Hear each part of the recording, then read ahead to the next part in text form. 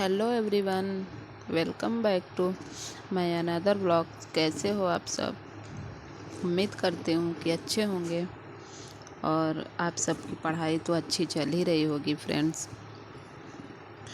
वैसे इस टाइम मेरी पढ़ाई भी बहुत अच्छी चल रही है, एकदम ज़ोरों शोरों वाली। तो फ्रेंड्स, मैं आप लोग को एक सलाह दूँगी कि अगर जो भी अभी तक हमने लापरवाही किया, आपने किया, हमने किया, क्योंकि हमने भी बहुत सी लापरवाही की, तो अब वो नहीं करना है। अब हमें किसी भी कीमत पे अपने जो पढ़ाई है, पढ़ाई की जो स्पीड है उसको हमें बढ़ा देना है, दोगुना कर देना है, पढ़ाई की स्पीड भी बढ़ा देना है। और फ्रेंड्स, अब जो भी टाइम बचे हुए हैं, जो भी 70 से 75 दिन टीजीटी के लिए बचे हैं और जो भी 60 दिन पीजीटी के लिए बचे हुए हैं, तो उसमें हमें क्या करना है फ्रेंड्स, 60 दिन से कम ही है शायद पीजीटी का।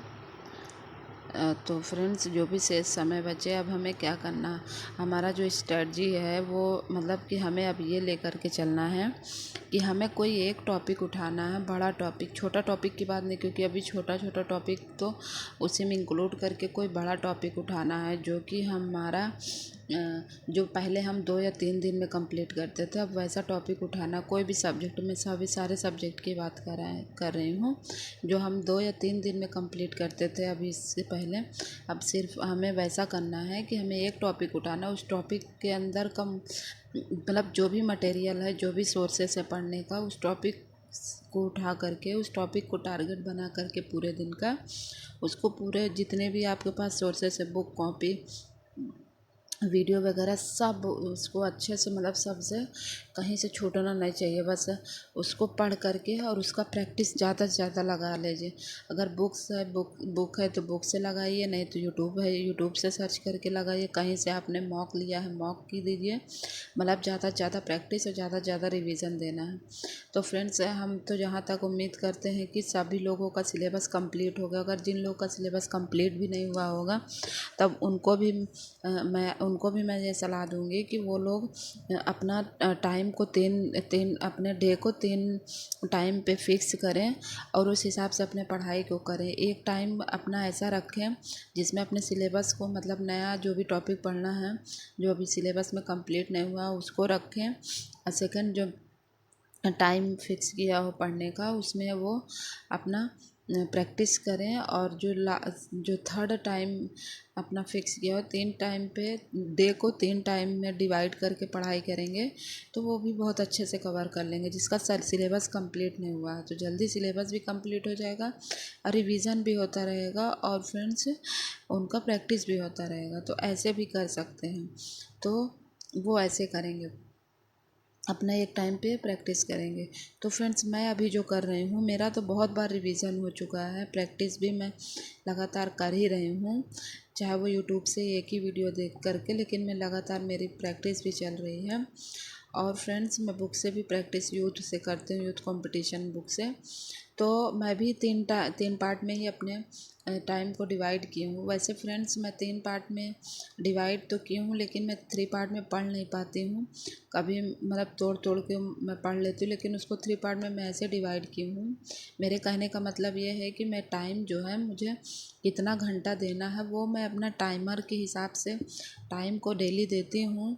अब वो मुझे टाइम कब मिलता है कब नहीं, वो मैं नहीं जानती, क्योंकि उसमें मुझे ये नहीं रहता कि मैं दिन में इतने समय से इतने समय तक इतना घंटा पढ़ूँगी, दोपहर में इतना घंटा पढ़ूँगी, रात में नहीं। मुझे जब भी टाइम मिलता है, मैं अपने उस टाइम, जो मेरा गोल है कि आज मुझे इतने घंटे पढ़ने और ये चीज़ पढ़ने हैं, वो गोल को मैं कंप्लीट करने की कोशिश करती हूँ। उसमें मुझे कभी भी पढ़ना हो, रात में कितने बजे तक भी जगना हो, तो मैं जगती हूँ और मैं करती हूँ। अगर आज मेरा गोल नहीं कंप्लीट, जैसे बहुत बड़ा टॉपिक है, प्रैक्टिस भी बहुत ज़्यादा हो गया, या मैं कोई अदर टॉपिक जो मेरे को नहीं आ रहा था मैंने उसे पढ़ लिया, तो उसको मिला करके अगर मेरा वो टॉपिक नहीं कंप्लीट, तो अगले दिन में उस टारगेट में मैं शामिल कर करके उसको मतलब कंप्लीट कर लेती हूँ। लेकिन मुझे इतना करना ही करना है। तो आप लोग भी ऐसे करके अपने तैयारी को और मजबूत कर सकते हैं फ्रेंड्स। और बच्चे के साथ देख ही रहे हैं फ्रेंड्स, कोई मतलब पढ़ना, घर के काम, फिर बच्चों के साथ खेलना, मतलब सब कुछ ज़रूरी हो जाता है। अभी तो ये लगता है कि एक एक मिनट हमारे लिए कितना महत्व रखता है, लेकिन जब घर में बच्चे हों, बच्चा तो मेरे ऊपर डिपेंड है, अब उसका भी ये टाइम चला जाएगा तो वापस नहीं आएगा, तब उसको भी टाइम देना है। तो 1 घंटे 1.5 घंटे अपना जो भी टाइम है मैं अपने बाबू को देती हूँ, उसके साथ खेलती हूँ, पढ़ाई भी करती हूँ, खेलती भी हूँ, और ज़्यादा से ज़्यादा मैं रात में पढ़ाई करती हूँ इनके सोने के बाद। सात्विक जब मेरा सो जाता है तब मैं रात में ज़्यादा टाइम देती हूँ अपने पढ़ाई को। दिन में भी पढ़ती हूँ, यूट्यूब से अपना देखती हूँ, वीडियो भी देखती हूँ, गोद में भी ले रहूँगी, इसको सुलाऊँगी भी, खिलाऊँगी भी, तो यूट्यूब से अपना पढ़ती रहती हूँ। तो ऐसे मेरी पढ़ाई चलती है फ्रेंड। और मतलब आपको ये तो बिल्कुल बहाना करना ही नहीं कि मेरे पास मतलब कि टाइम नहीं मिल पा रहा, टाइम आपको निकालना ही पड़ेगा किसी भी कीमत पे। तो फ्रेंड्स टाइम निकालिए और अपने पढ़ाई को अच्छे से आगे की ओर बढ़िए। जैसा कि देखिए हम भी, हमारा भी वही सिचुएशन है जो आपका सिचुएशन है। अगर जो हाउस वाइफ है तो मैं उनकी बात कर रही हूँ, क्योंकि बहुत सी ऐसी अनमैरिड, तो मुझे जहाँ तक लग रहा टीचटी पीचटी का एग्ज़ाम दे रही होंगी तो बहुत कम ही लोग ऐसे होंगे जो अनमैरिड हो गए।